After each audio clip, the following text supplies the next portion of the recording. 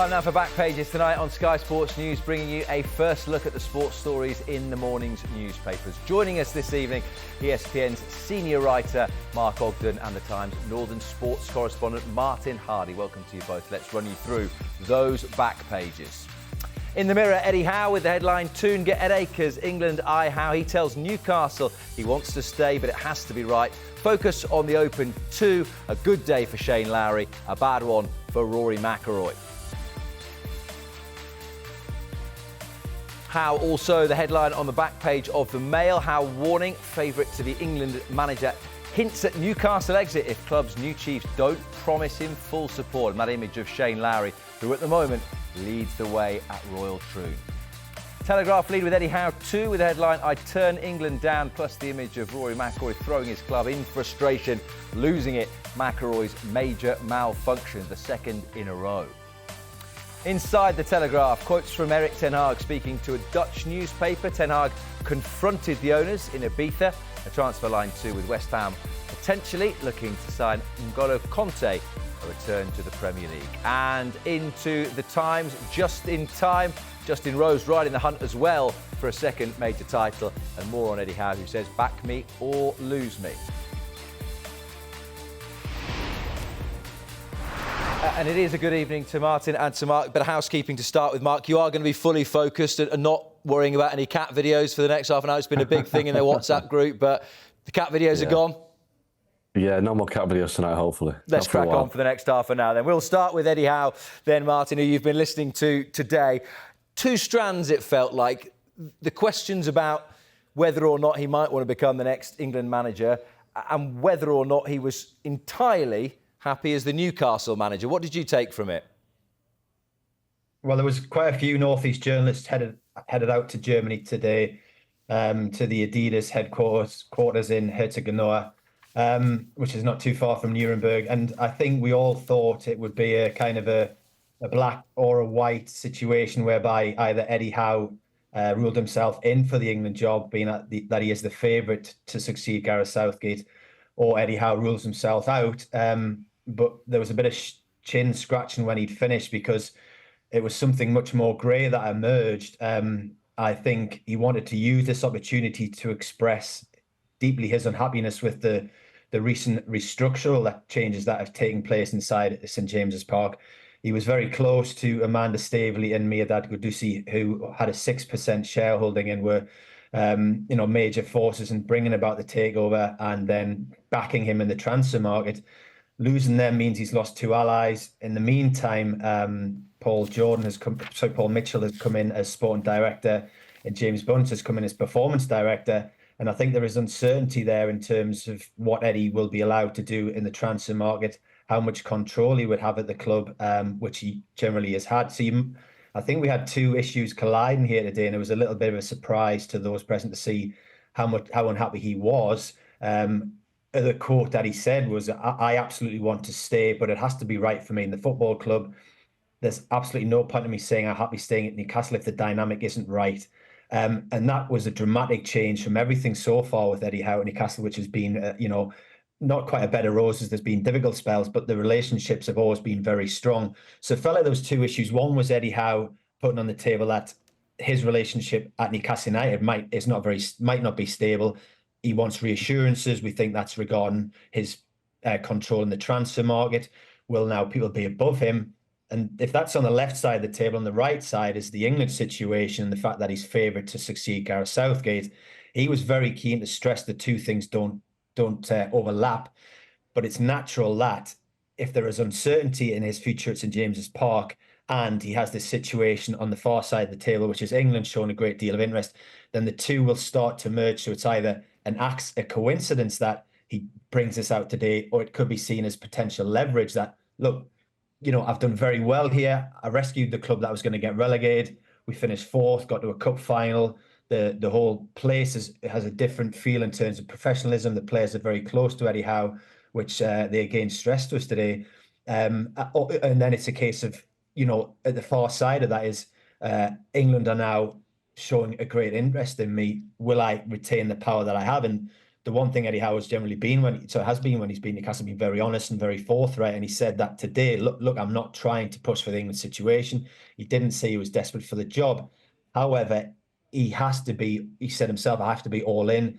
And there are now grey areas in Newcastle. And I think that will set alarm bells ringing for Newcastle fans. He is the obvious choice to succeed Gareth Southgate in terms of an English coach who's got a great CV, has recently managed in the Champions League and is very popular and is seen as a progressive coach. It's a difficult situation for Newcastle now to be in, and kind of the transfer window will be interesting to watch and see how it plays out. Is there a change in policy? Previously, Eddie Howe, despite the fact he worked very hard, close with his coaches and with Amanda Staveley and Miedad, would always have the final say on transfers. Will that now have changed? Will he feel undermined by that? And therefore, will that make a further question about whether he stays in Newcastle? And obviously, at the same time, you've got the England situation. The transfer window closes on the 2nd of September. England's first game is 5 days later, post Gareth Southgate against the Republic of Ireland in the Nations League. And you think, do the FA now go, you know what, we'll wait and see how this plays out before we make a move, because there is uncertainty over the position of their number one target. Martin talking there about the policy and what Newcastle might be able to manage in the transfer market. It's interesting, some quotes from Darren Eales, the chief executive. What we have to do is to channel Eddie onto what he does best, and that is on the grass. With that, he is phenomenal. Is that reading between the lines saying everything else those above him want to look after now because of this change in structure? Well, that may be what the club want, and this is probably what Eddie Howe's talking about when he said he wants to make sure that everything works for him at Newcastle. I thought it was a really honest interview with Martin and the guys, and I've seen him on Sky as well. I just think he laid it out in clear terms what the situation is, and I think if Eddie Howe gets the assurances that he wants, that his control won't be diluted and that he will be able to have the say that he's always had, then I think he stays, because despite the fact that the England job is often cited as the pinnacle, it isn't really. The pinnacle in management now is being in the Champions League, and Eddie Howe was in that last season. He's in a top Premier League job, so probably earns twice as much as he could earn with the England job. So there's not really any sense in him taking the England job, unless he feels that if he stays at Newcastle and he could be gone by November because he's got a new regime to answer to.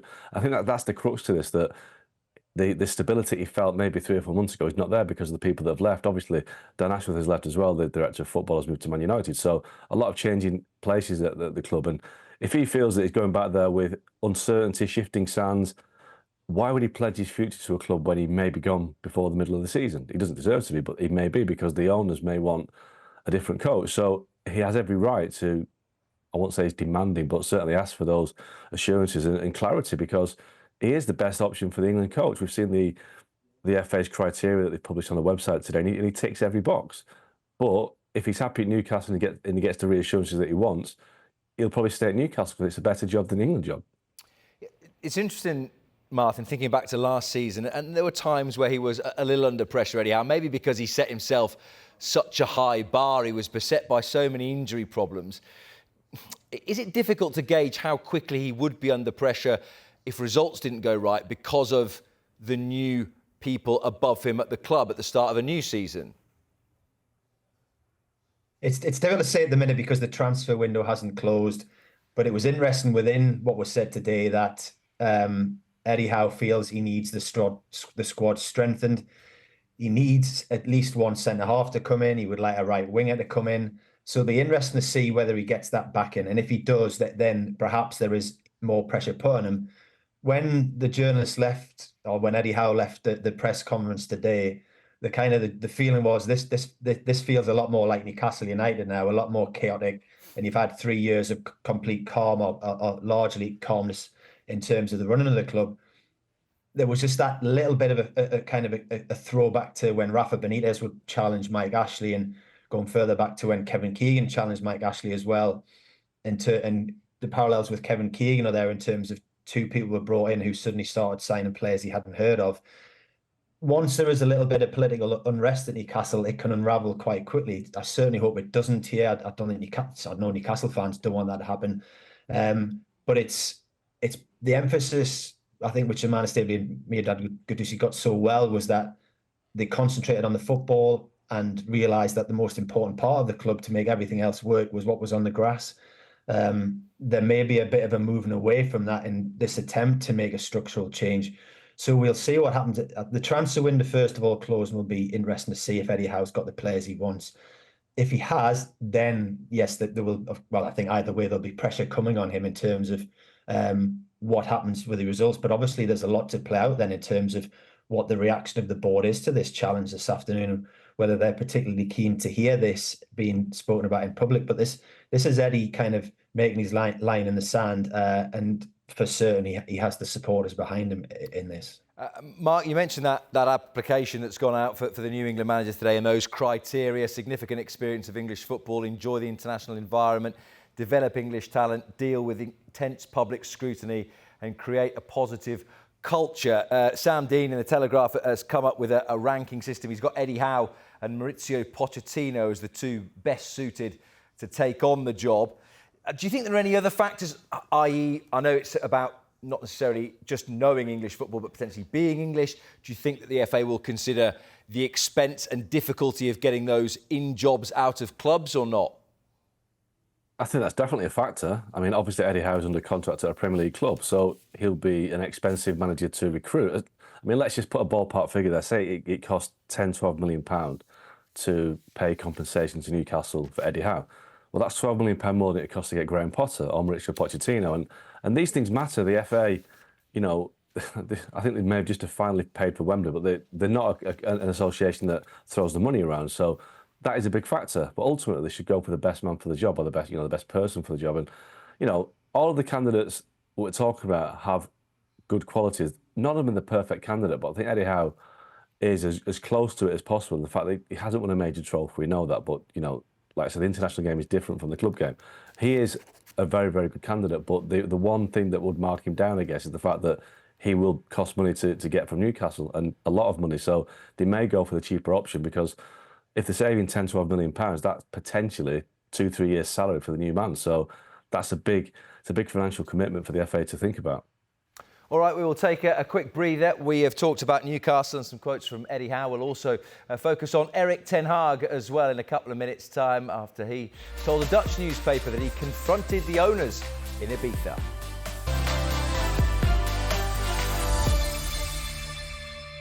You're watching Back Pages tonight. ESPN senior writer Mark Ogden and the Northern sports correspondent for The Times, Martin Hardy, are with us this Friday. Let's head into the inside pages of the Telegraph with the headline: Ten Hag confronted owners in Ibiza talks. The Manchester United boss Erik ten Hag speaking to a Dutch newspaper with comments that included this, Mark. I said we have to discuss a number of things about how we will interact with each other and work together. We had a good, honest, but also confrontational conversation about this, as it should be at the top. What do you think he confronted them about? Well, he probably wanted more players. I mean, all managers want more players and better players, and I think he's probably right to ask for that. But I think obviously Ten Hag's had a few changes going on as well this summer with a change in his backroom staff. I think, from what I've been told, it was more of a two-way discussion rather than Erik ten Hag telling people off. I think it was, you know, Erik ten Hag was also told that you've got to do better. You know, you can't be managing Man United and finishing with a negative goal difference. And, you know, some of the players that he selected in the past 2 years, in terms of, you know, Anthony is the obvious one that he wanted to sign, and he signed. It hasn't been very good. So I think it was more a frank exchange of views on both sides. But, you know, Ten Hag had a lot of areas to address. He managed last season under a lot of uncertainty, a lot of, you know, changing ownership, hoping that they were going to get different players in this summer. So I can see why there was a frank exchange of views. But ultimately, it looks like Ineos are now, you know, backing their manager with signings. They've made 2 this week with Xerxes and Lenny Yoro. So they are, you know, making moves. And ultimately, it all depends on Erik ten Hag now, how he starts the season, because obviously last season was a poor one from United's point of view. They won the FA Cup but missed out in the Champions League. So there's been a couple of interviews where Ten Hag has said that he put it on the line to the owners, but that might come back to haunt him if the season starts badly and he has to kind of justify that. So, yeah, I think it was more a balanced exchange of views rather than Ten Hag, you know, throwing his weight around and saying how things should be done on his terms. What you would perhaps say, Martin, is it feels like we're seeing something of a sea change, particularly in recruitment, whether that's the influence of Omar Barada or Dan Ashworth or Jason Wilcox, whoever it might be. 2 young players with a lot of potential, maybe a huge sell-on one day of Joshua Xerxes, Lenny Yoro, as opposed to some wonderful players of the past, like a Casemiro or a Rafa Varane, who are coming towards the end of their shelf life. Yeah, as you would expect, Ineos are getting some stuff right and some stuff wrong. They're new to running a football club. I still don't think it was particularly great the way they handled the Erik ten Hag situation last season. And the quote from Erik ten Hag in that interview was, they said to him, "We've looked at everything and put it all together, but we've decided you're the best for the job." And that felt like really undermining somebody who had his failings last season, but was certainly trying to do his best for the club. I don't think he was left in a particularly strong position. And he did say in that interview that, you know, there was a confrontational conversation, which probably he felt he had to do to stand his ground. But it does feel like there's the start of joint up thinking at the club. I know they're still keen on Matthias de Ligt as well. And in the same interview, Ten Hag addresses the fact that there were more than 60 injuries last season, which I don't think any team could cope with. And obviously there was the sight of Casemiro playing at centre half, which just didn't feel like Manchester United at all. And they probably do need to buy at least 2 central defenders this season to kind of move away from that chaotic status with the first team last season, which led in its way to such a poor campaign. And in fairness to him, he kept going. He planned for the FA Cup final. Manchester City, I think what you could argue, were planning for the Premier League title, and certainly towards the closing stages of the Champions League. That gave him a big advantage of the final, but he took it aside, and it's kind of been well said that kept him in a job. That will be an interesting situation to see, however, it's how it starts at the beginning of next season and how much time he gets. So he needs these players to and they are young players they brought in so far. He needs them to hit the ground running. He needs to have an injury run free for many of his first team players. Obviously, there's problems with the likes of Mason Greenwood and Jadon Sancho, and as Mark said, they were with Anthony last season as well. So I'm certain that he is a manager that for the next 3 or 4 months will be very much make or break. So there will be a really interesting situation to watch at Old Trafford. Let's stick in the Telegraph, Mark, with the headline: Everton turmoil as US takeover collapses over debt mounting. The Freaking Group walk away, having been in a period of exclusivity to buy the club. How concerned do you think their supporters should be? I mean, I think they should be really concerned. And I know Everton are trying to stress that they are liquid and that they're okay going into the season and that they're not going to have to sell a lot of players. But this is the second takeover bid that's collapsed in the space of 2 months. You know, the 777 deal collapsed as well. And, you know, they're still owed about £200 million. And it just looks a real mess. It looks an absolute financial mess. And whoever comes in has to kind of unpick that mess and untangle it and make sure that the club is still viable in the Premier League for when they move into that new stadium in 12 months' time, which that new stadium is part of the reason for debt. But obviously Everton had issues to address because of the pandemic and the invasion of Ukraine, which led to the biggest financial backer, Alisher Usmanov, being, you know, blacklisted by the government. So they've had a lot of issues to overcome, but the situation they're in right now is because they've got a new ground to pay for, and it's going to be very difficult. But they'll hope that ground is what actually saves them, in the sense that it will appeal to a potential buyer that sees this new asset that they can make some money out of in the years to come. But it's not looking good at the moment, and the season's approaching very quickly. So they need some clarity, otherwise they're going to go into the season without, you know, bolstering the squad, and it looks difficult for Everton. Let's just touch on one transfer line, Martin, with N'Golo Kante linked with a return to English football with West Ham. One of the interesting things that we've been reporting today is that the one concern could be the wages, which seems like a thing with those who've gone to the Saudi Pro League, that the riches they are on, if they decide they don't like it and want to come back, it's going to be difficult to pay them what they're getting out there. Yeah, kind of from being distant from that situation, you would hope that N'Golo Kante has made enough money in those 12 months to go, you know what, I want to have another year or two in the Premier League. France didn't have a great European Championships, but I still thought Kante played very well. He was playing slightly off centre, slightly out of his best position, but he's still so clever on the ball. He's 33, playing in maybe he's a deeper midfield role. You'd get another couple of years out of him.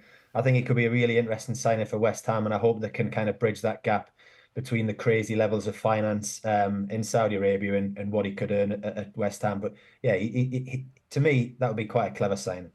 Let's just have a look at some of the golf coverage as well after day 2 of the Open Championship. Shane Lowry of Ireland leads the way by 2 shots from Dan Brown and from Justin Rose. At the other end, missing the cut, Rory McIlroy, Mark, so close to a US Open title last month, a long, long way away from challenging here. Yeah, I mean, you've got a feel for Rory McIlroy. It's been 10 years now since he won a major, and despite the fact that he goes close and doesn't quite cross the line, it looks like playing in the majors is now a real kind of trauma for him. We know that he took time off after the US Open. He is still, I think, he's number 2 in the world in terms of his ranking, so he's still a very, very competitive golfer. But being at the sharp end in the majors, he just goes into every major now with this huge pressure on him. And I think he brings it on himself all the time. He talks himself up about this being the one he's going to win, and he's ready for it. He's in the greatest shape. Sometimes it's best just fly under the radar and let other people take the pressure. But again, he's kind of wilted under the pressure, missing the cut. So it's a massive story because he is one of the greatest golfers of his generation. And he's fallen short again in a major. Yeah, one of the big names in the field, Martin. Another is Tiger Woods, 14 over par, misses the cut by a long way. A piece in the Telegraph from Tom Carey, their senior sports correspondent, that says Woods has earned the right to retire when he wants, just like Murray. Contrasting the Times, saying, look, get those higher up the world rankings. Don't give out these places to previous winners who are not competitive anymore. Which side of the fence would you stand on? I don't think there's any joy in watching a former great struggle. So I would come along with that kind of side of the fence that, let it go unless you're going to practice enough, unless you're going to find that spark to think you can do yourself justice. It might be selfish as a sports fan, but we live on our memories, and we've seen so many sportsmen go on that little bit too long. And, Tiger Woods was arguably the greatest golfer ever, or certainly amongst the top handful. So it's not great to see him struggling so much at the minute. Some might say he's earned that right, but you don't want to scar those memories or taint those memories of when he was just untouched as the world's number one. Yeah, just from you as well, Mark, a difficult decision, particularly as said for the greats of the game, whatever the sport, to know when the time is right to call it quits. It is, yeah, but then you look at the crowds and they're all watching Tiger. I mean, yeah, I think he'd win the biggest credit. So, people want to see him play. He wants to be there. But yeah, I think he has earned the right, and it's totally up to him when he goes. But the old days, Arnold Palmer, Jack Nicklaus would always be the ones that would draw the biggest crowds, and they wanted to be there. So leave it up to Tiger, but he's still a massive draw. OK, we will leave it there, gentlemen. Mark, I'll let you return to the cat videos, which I know is your real passion on a Friday night. But Martin, thank you very much indeed for your company.